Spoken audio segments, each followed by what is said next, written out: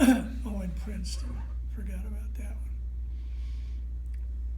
This one young airman went to Paris and took a big bag of silver dollars with him. Went to a jeweler and he says, I want you to rub these smooth. And then I want you to carve a symbol on one side that shows the American flag overcrossing the French flag. And I want you to put on there, Lafayette, we have returned. On the other side, I want you to put the symbol of the Lafayette Escadrille and the year. Gave him to the jeweler. He went back later, and the jeweler gave him all the stuff back. Back then in 1917, if you wanted to smoke a cigarette, you didn't go buy a pack of Marlboros. You bought a bag of Bull Durham and a pack of cigarette wrapping paper. You opened the pack and you sprinkled it in the paper, rolled it, licked it. Kind of like for some of you, not me of course, but for some of you, like rolling a joint. Right, Tammy? Oh, let's not go down that road. Oh no, you know, Okay. somebody, you saw somebody do it. Yeah, what a good catch.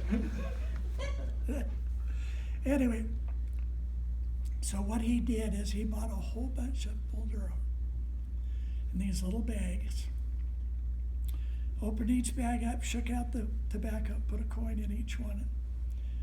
Then he passed them out to every pilot in his squadron. Some of them looked at him and went, yeah, that's neat, and threw it in a drawer. Others didn't know what to do with it, so they just stuck it in their pocket. One of them removed the string that closed the Bull Durham pack and put a leather strap through it, put it over his head, secured it, put it inside his flight suit. He went out and got shot down and got captured by the Germans. And they were going to shoot him in the morning, so they stuck him in a basement of a house, but they left the back door open to the basement. So he said, back door open, no one around, I'm gone. He took off and went across no man's land. The French caught him. Excuse me. They decided he was a German spy because he couldn't speak French and they couldn't speak English. They decided they were just going to shoot him outright, get it over with. They weren't going to wait till morning. So they took him out back, asked him if he'd like a hood, if he'd like a last cigarette, everything, and he said, no, but I would like you to give this gift that I have to my squadron so they can give it to my parents. They pulled it off, gave it to the soldier who took it and gave it to his commanding officer. They looked at it.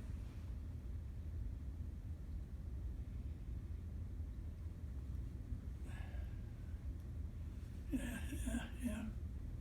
Using sign language and pointing and tapping, I'm an American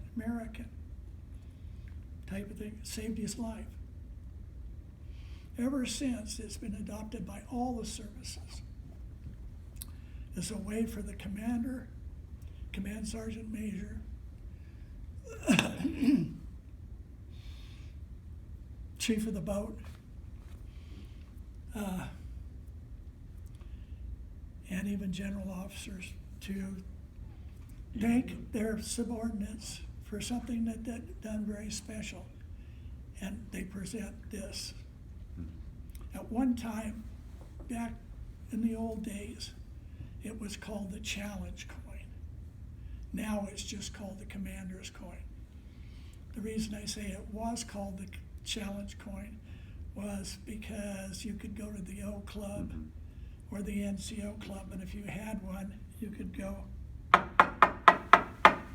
on the bar, and he who couldn't tap back got to buy the bar around. No matter what the rank.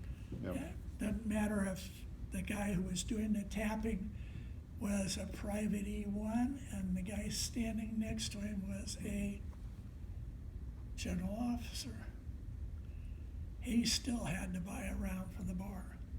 You know, we don't drink anymore as much as we used to, and we don't smoke. So now it's called the commander's coin.